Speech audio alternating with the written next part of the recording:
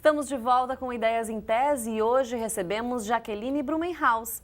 Durante o doutorado na Unicinos, a nossa convidada fez uma pesquisa que investigou a morfologia e genética do pinguim antártico na Antártica. Jaqueline, então agora a gente quer saber quais os resultados alcançados com a tua pesquisa.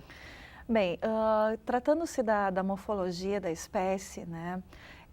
Essa espécie ela tem um comportamento, ela tem uma tendência a um comportamento filopátrico. Bem, o que é isso? Ele tem a tendência de voltar ao mesmo local de reprodução ano após ano e também tem pesquisas que mostram que eles voltam para o mesmo local onde nasceram. Então, como na Antártica tem muitas ilhas, é formado por arquipélago, tem muitas ilhas, e nessas ilhas tem as colônias de pinguins, né? Então, e eles têm essa tendência da filopatria, eles acabam tendo características morfológicas um pouco diferenciadas de um local para outro, né?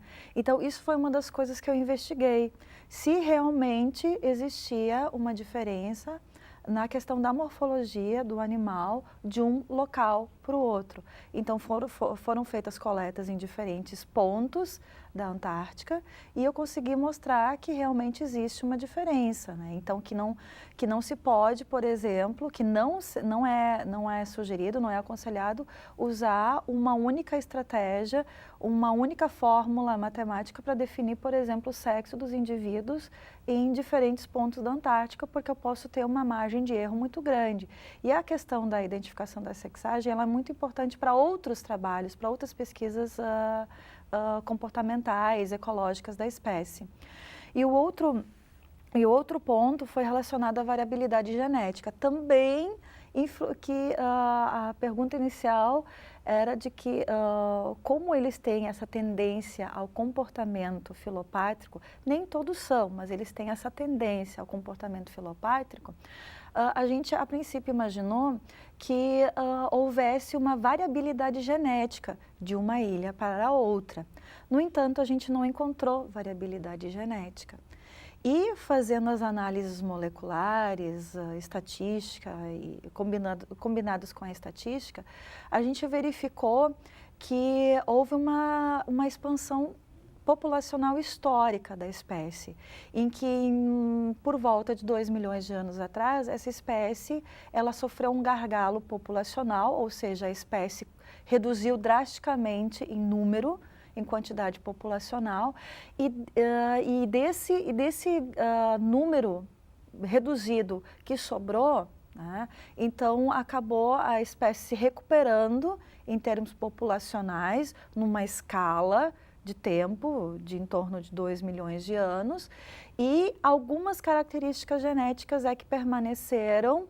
E essas características genéticas, elas acabaram sendo, então, são semelhantes em em vários pontos da Antártica. Essas foram as duas principais, os dois principais tipos de resultados que eu acabei encontrando. Bacana. E Jaqueline, qual a importância que você vê também dessa pesquisa para a sociedade? Que contribuição ela traz? Bem, na Antártica, nos últimos anos, ela tem recebido bastante influência do turismo, né?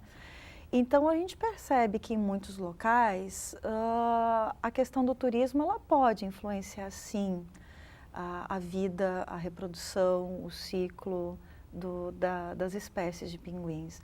Então, a gente conhecendo mais uma espécie, conhecendo ela melhor, a gente tem melhor condições, a gente tem ferramentas para auxiliar na preservação da espécie, né? Então, são esses dados, essas informações, elas contribuem como uma ferramenta para criar ou para defender áreas especialmente protegidas na Antártica, que não seja permitido a influência do turismo na Antártica, né? Então, é uma influência desses resultados.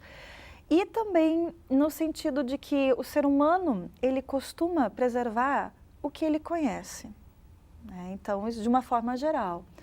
Então, todas essas pesquisas na Antártica, elas são muito importantes, porque a Antártica, a gente pode considerar ele como um refrigerador um ar-condicionado do nosso planeta. Senão não haveria condições de vida, né? Então, a gente conhecendo mais aquele ambiente, vendo os problemas que há, que refletem, por exemplo, no clima em todo o planeta, né? A gente tem uma influência direta do nosso clima aqui, relacionado às condições, às mudanças que ocorrem na Antártica. Então, a gente conhecendo melhor como é que todas as questões científicas da Antártica, a gente também tem ferramentas, né, e acaba se convencendo, então, da importância da preservação. Porque acaba nos influenciando. Dessas pesquisas serem cada vez mais conhecidas, disseminadas, né? Você também trabalha com isso, né, Jaqueline? Exatamente. Com essa preocupação da popularização da ciência. Exatamente. Bem, antes de eu fazer o doutorado, antes de eu ingressar no doutorado, eu trabalhava como professora na rede estadual. E aí eu tinha o contato direto com adolescente, com criança, né? E no doutorado eu parei, né, para me dedicar justamente só ao doutorado. E eu sentia falta do vínculo, do dia a dia com o adolescente, com o estudante. E quando eu voltava da Antártica, a forma que eu encontrei para minimizar essa falta que eu sentia foi através de palestras. Aí eu fazia palestras voluntariamente na escola onde eu já tinha lecionado, onde eu já tinha estudado. E aí foi pipocando de uma escola para outra, querendo as palestras, relatando a minha experiência na Antártica, né? E aí eu também não parei mais. E hoje eu faço parte de uma associação chamada Apex Brasil. E essa associação, ela tem a associação de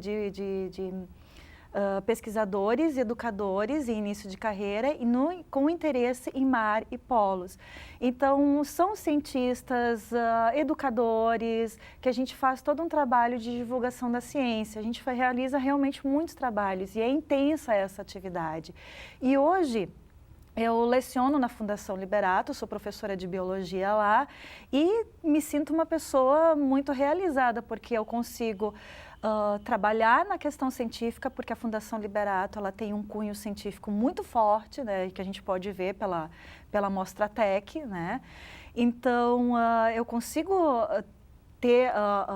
vincular toda a minha bagagem científica e usar ela em prol do ensino-aprendizagem, do processo de ensino-aprendizagem, formando novos pesquisadores, auxiliando na formação de novos líderes na ciência. De fomentar a pesquisa entre eles mesmo, exatamente, né, Jaqueline? Exatamente. Então, nessa parte eu me sinto bastante realizada. Legal. E, Jaqueline, quais são os próximos passos da tua vida acadêmica? Você já pretende aí, já tem outros planos? O que você pretende daqui para frente? Bem, daqui para frente eu pretendo, assim, continuar trabalhando a questão, né, continuar atuando como professora, continuar nesse meio científico, no processo de ensino-aprendizagem, como eu estou tendo oportunidade hoje, né, divulgando as ciências através da Apex e me dedicar à família nesse momento, né?